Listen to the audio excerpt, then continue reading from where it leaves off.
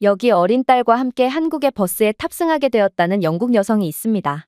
그런데 그녀는 5살짜리 어린 딸의 예상치 못한 행동에 보인 한국인들의 반응에 그만 충격을 받고 할 말을 잃고 말았다고 하는데요. 그렇다면 그녀가 대체 한국에서 어떤 경험을 했던 것일까요? 안녕하세요. 저는 영국 출신의 브렌다라고 합니다. 저는 5살짜리 딸을 혼자 키우고 있는 강인한 엄마인데요. 제가 임신을 했을 때 남편은 사고로 세상을 떠나게 되었고, 결국 저는 혼자 남아 칼리를 위해 모든 인생을 바쳤습니다. 남편 없이 딸을 혼자 키운다는 건 정말 힘든 일이었어요. 저는 칼리를 위해 안 해본 일이 없었고, 죽을 만큼 힘들 때도 그러한 고비를 전부 극복해냈죠. 하지만 이렇듯 치열하게 살아온 결과 저와 딸 모두 일종의 슬럼프가 온 것 같았습니다. 제 삶에도 새로운 자극이 필요했고, 칼리 또한 슬슬 자신이 아빠가 없다는 것을 알게 된 눈치라서 매번 기가 죽어있고 우울해 보였거든요. 그래서 저는 고심 끝에 파격적인 결정을 내리게 되었죠. 그건 바로 딸과 함께 해외여행을 가는 거였습니다. 5살의 나이에 해외여행 경험이 있는 아이들은 거의 없을 것이고, 또 이러한 새로운 경험은 딸에게 용기와 자신감을 북돋아줄 것이 분명했기에 저는 남편 없이 모녀끼리의 해외여행이라는 어찌 보면 다소 위험할 수도 있는 선택을 하게 된 것입니다. 당연히 제가 여행지를 물색하면서 가장 중요하게 생각했던 요소는 안전이었고, 저는 세계에서 가장 우수한 치안을 가지고 있다는 일본으로 향하게 되었습니다. 그러나 저는 일본에 도착하자마자 깜짝 놀랄 경험을 하게 되었죠. 일본은 분명 선진국으로 이름 날리는 국가였지만 이 나라의 시스템은 개발도상국보다 못한지 일본은 극한의 아날로그를 보여주고 있었거든요. 공항에서부터 사람 한 명이 해도 충분하거나 기계가 대신할 법한 일을 일본에서는 직원 3명이 달라붙어 처리했기에 극한의 비효율을 보여주고 있었으며, 무엇보다 짜증이 났던 점은 일본에서는 아직까지도 동전 사용이 매우 잦았다는 점이었습니다. 일본에서는 카드 사용이 가능한 상점이 많지 않았고, 그래서 동전을 자주 사용할 수밖에 없었는데요. 오죽했으면 일본의 온거리에는 사람들이 지나다니면서 주머니 속에 동전이 짤랑거리는 소리로 가득 찼고, 딸 칼리는 자신의 호주머니 속에 들어있는 동전이 너무 무겁고 시끄럽다며 짜증스럽게 동전을 그냥 던져버리기까지 했어요. 유럽도 상당히 늙고 아날로그적인 시스템을 갖고 있기에 매우 심각하다고 평가받는 상황인데, 일본은 그런 늙은이 국가 영국보다도 훨씬 늙은 국가였죠. 그러나 일본은 유럽보다 훨씬 안전하다는 강력한 장점을 가지고 있었고, 그렇게 저는 일본에서의 수준 높은 치안을 만끽하며 딸과 함께 식당에 입장하게 되었습니다. 그런데 저는 이곳 식당에 입장하자마자 경악을 금치 못할 경험을 하게 되었죠. 일단 처음에 일본인 직원들의 응대는 매우 친절했습니다. 이들은 마치 제 하인이라도 되는 것처럼 굽신거렸고, 저는 그들의 과한 친절에 약간은 부담이 되기까지 했거든요. 그런데 저희가 주문한 초밥이 나옴과 동시에 상황은 급반전되기 시작했습니다. 칼리의 입맛에는 초밥이 잘 맞지 않는지 칼리는 그저 계란초밥에 계란만 먹고 다른 음식은 손도 안 댔거든요. 그래서 저는 어린 칼리가 아직 해산물을 먹지 못하는구나 싶어 아직 나올 초밥이 5개나 남았을 때 남은 초밥들을 그냥 계란으로 대체해 줄 수 있냐는 부탁을 건네봤습니다. 제가 알기로 초밥 중에 가장 저렴한 초밥은 계란초밥이기에 이건 그들에게 있어 딱히 무리한 부탁도 아니라고 생각했거든요. 그러나 제가 부탁을 함과 동시에 일본인 직원들의 눈빛은 급속도로 차가워지는 거 아니겠어요? 지금 와서 알게 된 사실이지만 일본에서는 매뉴얼이라는 것이 그 무엇보다 중요하고 융통성이라는 게 통하지 않는 국가기에 이러한 메뉴 변경은 상당히 무례하게 여겨진다고 했는데요. 하지만 그래도 이건 5살짜리 어린아이가 먹는 음식이었음에도 일본인 직원들은 제가 부탁이 번역된 번역앱을 건넴과 동시에 자신들끼리 일본어를 사용하며 수군대기 시작했고, 저는 이러한 급변한 분위기에 당황스러움만 느낄 뿐이었습니다. 그런데 일순간 칼리가 외마디 비명소리를 지르며 눈물을 흘리는 거 아니겠어요? 그리고 충격적이게도 칼리가 뱉어낸 계란에서는 거의 엄지손가락만한 거대한 고추냉이가 들어있더라고요. 심지어 이러한 장면을 목격한 일본인 직원들은 자신들끼리 웃어대며 칼리의 불행을 비웃었고, 저는 이 장면이 어이가 없어서 그들의 일본어를 전부 번역해봤습니다. 그리고 그들이 나눈 대화를 듣게 되자마자 경악을 금치 못할 수밖에 없었죠. 멍청한 외국인 놈들, 그러길래 외국인 주제에 왜 규칙을 따르지 않는 거야? 건방지게 말이야. 저 늙은 과부, 너무 민폐잖아? 주는 대로 먹지 않고 억지를 부리다가 딸이 된통 당했구만. 꼴 좋다. 결국 저는 화가 머리끝까지 나서 번역을 할 틈도 없이 그들에게 영어를 구사하며 맹렬히 화를 냈고 초밥을 전부 직원들에게 던져버렸는데요. 그러자 그들은 제 영어를 전혀 못 알아듣는 눈치였음에도 자신들이 잘못한 건 알고 있었는지 그 즉시 눈을 내리깔며 스미마생을 외치더군요. 그들은 앞에서는 미안하다고 사과하며 제 분노에 잔뜩 겁을 먹은 것 같았지만 결국 제가 항의를 이어나가는 도중 일본 경찰이 출동했고 그렇게 저는 딸과 함께 식당에서 쫓겨나고 말았습니다. 아무래도 일본인들은 앞에서는 사과를 했지만 뒤에서는 신고를 한 모양이었고 일본 경찰은 외국인인 제 말을 전혀 들을 생각을 안 했기에 그렇게 저와 딸은 차별을 당하고도 그저 난동을 부리는 민폐 외국인쯤이 되어 쫓겨날 뿐이었어요. 식당에는 수많은 일본인 손님들이 있었지만 그러한 상황에 누구도 억울한 저희의 편을 들어주는 법 없이 아예 저희와는 엮이기조차 싫다는 듯 이 악물고 식사만 하고 있었고 저는 일본인들의 이러한 음습함과 개인주의에 치를 떨며 숙소로 이동할 뿐이었습니다. 하지만 저희에게는 이동조차 매우 힘든 과정이었어요. 일단 칼리는 고작 5살 아이였고 버스를 타는 과정을 매우 지루하게 여겼는데요. 그래서 칼리는 다리가 아프다고 칭얼거리기도 하고 얼마나 더 가야 하냐고 보채기도 했습니다. 그런데 그럴 때마다 일본인 승객들은 칼리가 시끄럽다는 듯 말없이 살벌한 눈빛으로 어린 딸을 째려볼 뿐이었고 저는 그러한 일본인들의 눈빛에 소름마저 돋았는데요. 이들에겐 아이들에 대한 배려는 조금도 없었고 그저 자신이 소음 없이 이동하는 게 가장 중요한 모양이었습니다. 그리고 그렇게 일본인들은 노인 젊은이 할 것 없이 칼리를 소름 돋는 눈으로 쳐다보다가 결국 한 일본인이 버스 기사에게 가서 뭐라고 속삭이기 시작하자 버스 기사는 그 즉시 버스를 멈추고 충격적인 행동을 시작했어요. 그는 저희에게 접근하더니 도저히 믿지 못할 번역이 적힌 글귀를 보여주었거든요. 손님, 죄송하지만 공공장소에서의 잡담은 금지되어 있습니다. 다른 손님들에게 피해가 되니 이만 나가주시기 바랍니다. 저희 버스 회사 내규상 버스 기사인 저는 민폐 손님을 쫓아낼 권리가 있고 지불하신 버스 요금은 버스 회사 측에 문의하면 전액 환불을 받으실 수 있습니다. 저는 그러한 충격적인 글귀를 읽고 혹여라도 칼리가 볼까봐 황급히 그에게 번역기를 돌려주었는데요. 역시나 일본은 아날로그 국가답게 그가 내민 건 스마트폰 번역 앱도 아닌 말 그대로 번역기였고 저는 일본의 이러한 정체되어 있는 사회와 소름 돋을 정도로 배려 없는 분위기에 숨이 막혀버렸습니다. 물론 칼리가 잘못을 한 건 맞지만 딸은 그렇게 시끄럽게 하지도 않았을 뿐더러 어떻게 5살짜리 아이가 조금 시끄럽게 했다고 민폐라는 소리를 하며 버스에서 쫓아내버릴 수가 있단 말인가요? 결국 저는 그대로 일본에서의 하룻밤 만에 한국으로 도망가 버렸습니다. 사실 한국은 예정에도 없는 국가였지만 일본에서 가장 가까워서 비행편이 많았기에 곧바로 이동할 수 있는 국가였거든요. 칼리는 일본에 도착하자마자 한국으로 다시 이동하는 이러한 이상한 상황에도 어떠한 질문조차 하지 않은 것을 보면 칼리 역시도 일본의 음습하고 소름 돋는 분위기에 완전히 질려버린 모양이었는데요. 그렇게 저는 여자 둘이 어떠한 사전 정보 없이 다른 국가로 이동하는 것에 대해 약간의 공포심을 느끼면서도 그래도 저는 딸에게 좋은 경험만을 시켜줘야 한다는 의무감이 들었기에 일본만 아니면 아무래도 좋다는 생각을 하며 겁을 잔뜩 먹은 채 한국에 도착하게 되었습니다. 하지만 저는 한국에 도착하자마자 큰 위기를 겪고 얼굴이 새파랗게 질려버렸습니다. 일단 아무런 정보가 없던 제가 공항 직원에게 서울로 이동하려면 어떻게 해야 하는지를 물어보자 한국인 직원은 매우 친절한 미소를 지으며 저를 별도의 구역으로 안내했는데요. 그런데 저는 그녀가 저를 당연히 택시 정류장으로 안내해줬을 거라 생각했지만 그렇게 도착한 곳은 다름 아닌 버스 정류장이었습니다.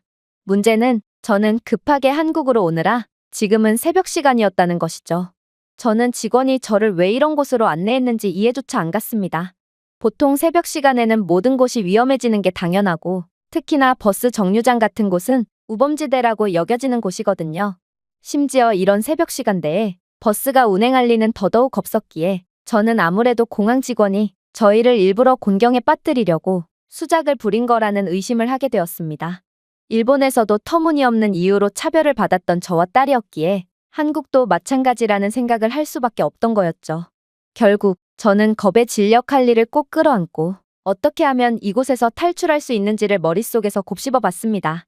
공포에 질린 제 눈에는 정류장에 있는 한국인들은 전부 언제라도 저를 약탈하거나 딸에게 위해를 끼칠 수 있는 위협적인 존재로 인식되기 시작했고 안 그래도 일본에서의 트라우마를 겪었던 저는 이러한 위험한 상황에 완전히 패닉에 빠지고 말았죠. 그런데 그때 놀라운 일이 벌어지기 시작했습니다. 바로 웬 젊은 한국인 여성이 저희 모녀에게 접근하기 시작하더니 이내 충격적인 말을 건네왔거든요. 표정이 몹시 안 좋아 보이네요. 혹시 무슨 일이 있으신 건가요? 그러면서 그녀는 자신의 외국인 친구가 처음 한국에 새벽에 도착했을 때의 일화가 생각난다며 혹시 자신의 미국인 친구와 똑같은 오해를 한 거라면 마음을 놓아도 된다며 저희를 안심시키기 시작했어요. 미국에서 온 제 친구도 새벽 시간에 버스를 타는 게 말이 되냐며 미국에서 버스는 해가 짐과 동시에 끊길 뿐만 아니라 새벽 버스 정류장은 우범지대라는 말을 해오더라고요. 그러나 여긴 한국이에요. 한국은 각종 국제기관에서 객관적인 평가를 통해 입증한 세계 치안순위 1위에 달하는 안전한 국가거든요. 그리고 이러한 안전함을 바탕으로 한국에서는 다른 나라에서는 엄두도 못 내는 여러 치안 인프라를 형성해 놓을 수 있게 되었죠. 새벽 야간 버스도 마찬가지예요.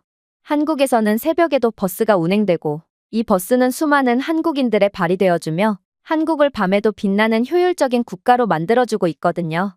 저기를 좀 보세요. 이곳 버스 정류장 근처에는 실시간 위협 감지 및 보고를 위해 AI가 모니터링하는 360도 고화질 카메라가 장착되어 있잖아요. 이 AI 카메라는 얼굴 인식 기술과 이상행동 감지 기능이 탑재되어 있기에 의심스러운 사람들이나 범죄자들을 단숨에 식별하여 당국에 즉시 보고하고 있죠. 그리고 한국의 모든 버스 정류장에는 승객을 24시간 연중무휴 보안센터로 직접 연결하는 비상 알림 버튼이 있으며 평균 응답 시간은 1분 미만입니다. 즉, 한국에서는 당신과 당신의 딸을 아무도 건들 수가 없다는 거예요. 한국에서 생활해보시면 아시겠지만 한국인들은 이러한 보안시설이 없더라도 당신의 털끝 하나 건들지 않을 것이 분명하지만 말이에요. 저는 그녀의 말을 듣고 경악을 할 수밖에 없었습니다. 새벽 버스라니 영국에서는 낮에 운영되는 버스조차 위험해서 우범지대로 여겨지고 있고 특히나 버스 인프라 자체가 매우 형편없어서 새벽 버스는 100년이 지나도 구현해내지 못할 것이 분명합니다. 그러나 한국은 이러한 말도 안 되는 인프라를 당연하다는 듯 구현해낸 상태였고 저는 어쩌면 한국은 일본과는 차원이 다른 국가일 수도 있겠다는 기대를 하게 되었죠. 그렇게 저는 정말로 새벽 버스에 탑승하게 되었고 모든 한국인 승객들은 자신의 스마트워치나 스마트폰을 이용해서 현금이나 실물 티켓을 전혀 사용하지 않고도 버스 탑승을 마쳤는데요. 일본도 대중교통 인프라는 상당히 좋긴 했지만 모든 결제를 일일이 동전으로 해야 했고 또 실물 티켓을 받는 수고로움까지 감수했다는 점을 고려한다면 한국은 틀림없이 일본보다 기술과 인프라 면에서 상당히 앞서 있는 국가임이 분명했어요. 그렇게 저는 이동하는 버스에 몸을 싣고 서서히 눈을 감았습니다. 그리고 얼마 뒤 잠에서 깬 저는 문득 이 버스가 제대로 이동을 하고 있는 게 맞나 싶은 생각이 들었는데요. 현재 영국에서는 버스를 상대로 한 납치나 강도 사건이 빈번하게 벌어지고 있기에 더욱 불안감이 들기도 했고 특히나 딸과 함께하는 여행에서 안전에 만전을 가해서 나쁠 건 없었거든요. 그런데 제가 혹여나 싶어 경로 조회를 통해 버스의 이동 경로를 조회해보니 버스는 지도에서 알려준 것과 완전히 다른 경로로 이동 중인 거 아니겠어요? 저는 이러한 위기의 상황에 또다시 겁에 질리고 말았습니다. 아니, 도대체 버스가 왜 경로대로 이동하지 않는다는 말인가? 저는 혹여라도 칼리를 지킬 수 없는 상황이 올지도 모른다는 불안감에 엄청난 긴장이 되기 시작했고 그 즉시 제게 한국의 새벽 버스는 매우 안전하다고 말해줬던 여성에게 접근해서 거의 따지듯 이 버스가 수상한 경로로 움직인다며 호들갑을 떨었습니다. 그러자 이 한국인 여성은 마치 제가 칼리를 돌볼 때처럼 거의 아기를 달래는 듯한 목소리로 저를 안심시켜주기 시작하더군요. 진정하세요. 한국의 모든 시외버스는 기본적으로 실시간 교통 상황에 따른 AI 기반 최적화 경로를 찾아주는 내비게이션의 지시대로 움직입니다. 아무래도 당신이 검색한 경로는 낮 시간 기준 경로인 것 같네요. 낮에는 교통량이 많고 또 출퇴근 시간대에 한국 도로는 매우 혼잡하므로 내비게이션은 교통량이 적은 우회 경로를 추천해주곤 하거든요. 그러나 지금의 새벽 시간은 최적의 경로로 이동해도 도로가 막힐 일이 없으니 저희는 가장 빠른 경로를 통해 이동할 수 있는 것입니다.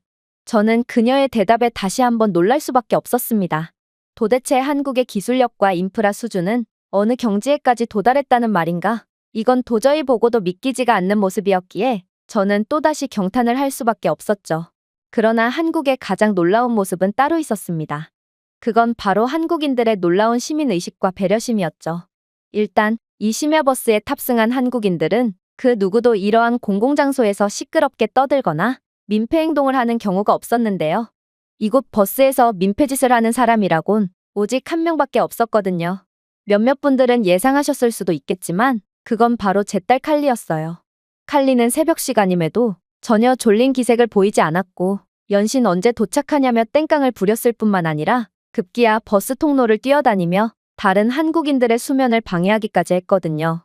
물론 저는 일본에서의 경험이 떠올라 기겁을 하며 칼리를 말렸지만 한창 말을 안 들을 나이인 칼리는 제 말을 귓등으로도 안 들었고 저는 일본에서의 차갑고 소름 돋는 눈빛이 자꾸만 떠올라 믿지도 않는 신을 떠올리며 제발 얌전히 좀 있으라고 빌다시피 간청했습니다. 물론 칼리는 계속해서 심야버스에서 시끄러운 행동을 지속했지만 말이죠. 그런데 이러한 칼리의 민폐 행동에 보인 한국인들의 모습은 일본과는 완전히 달랐습니다. 한국인들은 다들 애들이 조금 시끄러울 수도 있는 거지라는 표정을 지으며 칼리의 난동을 귀엽다는 듯 바라보기만 했고 칼리를 소름 돋는 차가운 눈빛으로 쳐다보거나 불평을 하는 사람들은 단 한 명도 없었거든요. 한국인들은 소란 때문에 잠에서 깨더라도 또 평화로운 여정에 방해가 되더라도 상대가 아이라면 그저 수준 높은 관용의 정신으로 모든 상황을 양해해주는 것처럼 보였습니다. 저는 이러한 한국인들의 배려심 깊은 모습에 엄청난 감동을 받을 수밖에 없었고 칼리 또한 그러한 한국인들의 배려를 느꼈는지 어느 순간부터는 한국 심야버스의 차창 너머로 보이는 한국의 야경만을 숨죽인 채 감상하고 있더라고요. 그렇게 저희는 서울에 도착하게 되었습니다. 그런데 칼리는 숙소에 도착해서도 도저히 잠에 들 생각을 안 하는 거 아니겠어요? 그러면서 자신은 밖으로 나가서 한국의 야경을 감상하고 싶다며 칭얼대기 시작하더군요. 아무래도 딸은 안 그래도 영국에서 일본까지의 장거리 비행을 오고도 곧장 한국으로 오게 되어 시차 적응에 실패한 모양이었는데요. 그런데 버스로 이동하면서 살면서 처음으로 한국의 환상적인 야경까지 감상한 상태였으므로 도저히 흥분돼서 잠에 들지 못하는 상태인 모양이었죠. 물론 저는 한국은 매우 안전한 국가고 아무리 늦은 밤이라도 범죄 따위는 일어나지 않는 매우 수준 높은 국가인 것을 인지했습니다. 하지만 딸과 함께 여자끼리 새벽 시간에 외출을 한다니 영국에서 이런 행동을 했다간 10분도 안 되어 입에 담을 수도 없는 험한 꼴을 당할 것이 분명한데요. 그러나 저는 칼리의 고집을 도저히 꺾을 수 없었고 마침 저 또한 살면서 처음으로 보는 아름다운 야경에 매혹되었던 차였기에 그렇게 미친 짓을 감행하게 되었습니다. 그리고 한국의 새벽거리에 나서자마자 저는 충격적인 장면을 목격하게 되었죠. 그건 바로 한국은 생각보다도 훨씬 더 안전한 국가였고 또 매우 준비된 나라였다는 거였습니다. 일단 가끔가다 마주치는 한국인들은 어떠한 위험한 낌새도 보이지 않았고 새벽 시간임에도 어린아이와 함께 이동하는 한국인 가족들도 심심치 않게 보였거든요. 가장 놀라웠던 건 바로 한국의 밤거리는 마치 나처럼 매우 환했다는 거였는데요. 한국의 밤거리가 어찌나 환하던지 저는 이렇게나 많은 가로등으로 밤거리를 비춘다면 매우 안전해지기야 하겠지만 유지비가 너무나도 많이 들 것 같다는 우려도 들었어요. 영국의 밤거리가 어둡고 위험한 이유는 수많은 가로등을 유지할 수 있는 경제적 수준이 뒷받침되지 못하고 있고 또 밝은 밤거리에 대한 시민들의 공감대도 부족하기 때문이거든요. 영국인들은 위험한 밤에는 집 밖으로 안 나오면 되는 건데 굳이 세금을 더 내면서까지 밤거리를 밝혀야 하냐는 1차원적인 생각을 하며 영국의 처참한 치안 개선에는 전혀 관심이 없는 상황입니다. 그런데 한국은 도대체 이러한 밝은 거리에 대한 유지 비용을 어떻게 충당하고 있다는 말인가? 저는 이러한 한국의 모습에 호기심이 들어 견딜 수가 없었습니다. 그래서 저는 각종 AI CCTV와 가로등으로 완전한 안전이 보장된 공원 놀이터 근해에 칼리를 앉힌 뒤 한국이 어떻게 이러한 높은 인프라 수준을 유지할 수 있는 건지에 대해 찾아봤는데요. 그런데 저는 검색과 동시에 한국은 유럽과는 차원이 다른 국가임을 인지하고 충격을 받을 수밖에 없었습니다. 왜냐하면 한국은 거리마다 안전에 필요한 최소한의 밝기에 대한 정확한 계산을 한 뒤 어둠을 밝히고 있었고 이러한 범죄를 막을 수 있는 필수적인 조명시설의 경우 낮에는 태양열로 충전한 뒤 밤에는 충전된 전력으로 가동하는 재생에너지를 사용하고 있었기에 유지 비용이 전혀 들지 않는 천재적인 방식을 사용하고 있었는데요. 그리고 그 외에 더욱 강력한 치안을 위해 설치해둔 보조적인 가로등 시설의 경우 보행자 활동에 따라 밝기를 조절하는 모션 감지 LED 조명으로 가동되고 있었기에 과도한 에너지 사용 없이도 밝은 경로를 보장하고 있던 거였죠. 특히나 한국의 조명에는 내장된 카메라와 비상경보 시스템이 포함되어 있어 주변 환경을 실시간으로 모니터링하고 있기에 한국에서는 범죄가 일어나려야 일어날 수가 없던 거였습니다. 도대체 어떻게 이런 나라가 있을 수가 있단 말인가? 저는 이러한 말도 안 되는 한국의 모습에 까무러치게 놀랄 수밖에 없었는데요. 저는 영국에서 딸에게 밤에는 절대로 나가면 안 된다는 교육만 반복하고 있지만 한국에서는 밤에도 아이들이 어떠한 우려 없이 뛰어놀 수 있으며 한국의 부모들은 이러한 아름다운 사회와 범죄 걱정 없는 안전한 세상만을 교육시킬 수 있다니 저는 이런 따뜻한 모습만 보고 자랄 한국의 아이들이 커서 어떤 사상과 가치관을 갖게 될지는 너무나도 뻔하다는 생각에 그저 한국이 너무나도 부러워서 할 말을 잃고 말았습니다. 그리고 딸이 이런 아름다운 환경에서 자랄 수만 있다면 정말 영혼이라도 팔 수 있을 것 같았을 정도로 반드시 한국에서 아이를 키우고 싶다는 생각을 안 할 수가 없었죠. 아무튼 저는 한국의 안전한 모습을 보고 한국에서는 새벽에도 칼리에게 완전한 안전을 보장할 수 있을 거라는 확신을 얻게 되었고 그렇게 한국의 이곳저곳을 돌아다니며 한국의 야경을 즐기기로 했습니다. 물론 저희는 심야버스라는 말도 안 되는 시스템을 이용할 수 있었기에 그렇게 저렴한 비용으로 청계천으로 향할 수 있었죠. 야간에 본 청계천은 정말 환상적이었어요. 일단 청계천에는 개울의 인공 폭포와 화려한 LED 조명이 물을 비추며 몽환적인 분위기를 연출하고 있었는데요. 색색의 스포트라이트가 비추는 작은 폭포는 고요하면서도 역동적인 요소를 더했고 저는 늦은 밤에도 이런 아름다운 장면을 볼 수 있는 한국의 안전에 다시 한번 감탄하게 되었습니다. 물론 이러한 늦은 시간에도 청계천의 평화로운 환경을 즐기는 한국인 커플과 가족들의 모습도 매우 인상적이었어요. 이들은 어떠한 안전의 우려도 없이 평화로운 분위기를 만끽하며 여유로운 산책을 즐기고 있었는데요. 확실히 밤에 청계천을 따라 걷다 보면 마치 미래 동화 속으로 들어가는 듯한 느낌이 들었고 번화한 대도시 한가운데 이렇게 고요한 곳이 존재한다는 사실에 다시 한번 경외심을 느낄 뿐이었죠. 영국에서는 밤에 제대로 된 외출 자체를 해본 적이 없는 칼리 또한 새벽이 이렇게나 아름답고 평화로운 것이었는지 처음 알았다는 듯 연신 한국의 야경에 눈을 못 떼는 모습을 보였는데요. 저는 영국의 어른으로서 영국의 밤을 우범지대로 전락하도록 방치한 것에 대한 책임감을 느낄 수밖에 없었고 새벽에도 이러한 아름다운 분위기를 만끽할 수 있다는 게 얼마나 큰 특권인지를 영국인들 모두가 직접 경험하며 깨달음을 얻었으면 좋겠다는 생각까지 하게 되었습니다. 그렇게 다시 숙소로 돌아온 칼리는 만족스러운 여정이었다는 듯 침대에 눕자마자 잠에 빠져버렸는데요. 저는 엄마로서 딸에게 한국처럼 선진적인 환경을 제공해주지 못한 것에 대한 속상함과 영국의 한계에 대한 좌절감 등 여러 복합적인 감정을 느끼며 그렇게 잠을 자는 둥 마는 둥 하며 밤잠을 설쳐버렸습니다. 그렇게 저희 모녀는 점심쯤 일어나서 다음 날의 여정을 준비했습니다. 아무래도 칼리는 일본에서 제대로 먹은 것이 없었기에 매우 허기져했는데요. 그래서 저는 그저 숙소 근처의 음식점 아무 곳이나 들어가기로 했죠. 그런데 그렇게 들어가게 된 숙소 근처에 있던 허름한 음식점은 할머니 한 분이 운영하셔서 그런지 영어 메뉴가 전혀 적혀져 있지 않은 거 아니겠어요?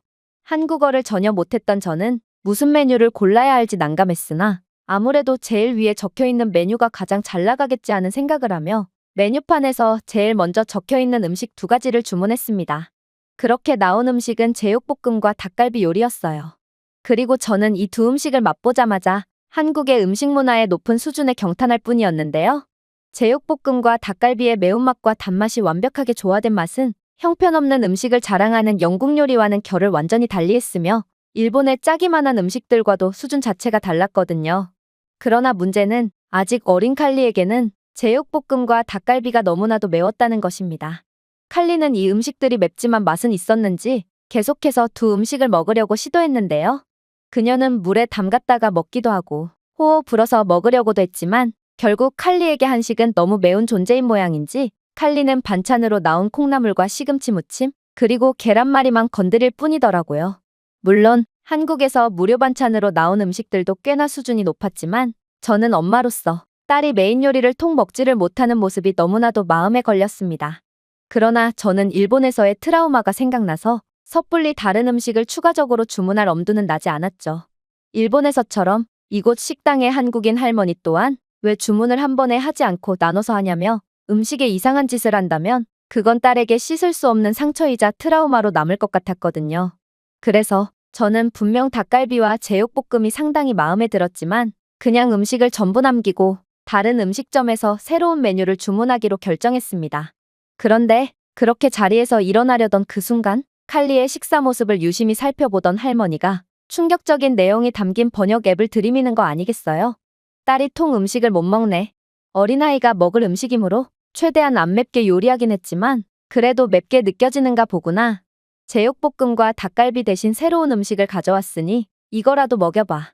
그러면서 할머니는 불고기 요리와 음료수, 그리고 계란찜 등 메인 요리를 비롯한 추가적인 음식들을 내오기 시작했어요. 물론 세상에는 공짜가 없고 할머니는 이러한 음식들에 대한 비용을 전부 받을 것이 분명했지만 그래도 어린아이에게 필요한 것을 유심히 관찰하고 배려심 깊은 모습을 보여줬다는 것 자체만으로도 한국은 일본과는 차원이 다른 배려와 관용의 문화를 갖고 있다는 것을 알 수 있었는데요. 칼리 또한 한국인 할머니의 이러한 배려가 감사했는지 일본에서 차별과 무시만을 당하며 풀이 죽었던 모습은 온데간데 없이 할머니가 내오신 불고기와 계란찜을 단숨에 먹어치우는 놀라운 식성을 보여주더라고요.